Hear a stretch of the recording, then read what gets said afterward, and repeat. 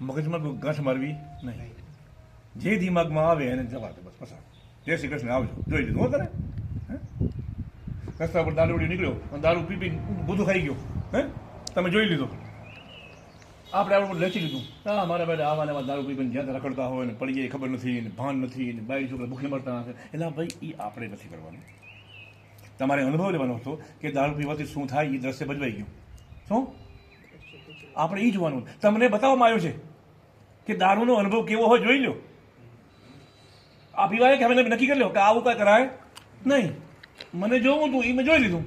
જય શ્રી કૃષ્ણ, આવજો. 5 રૂપિયા એમ દેવાય લે.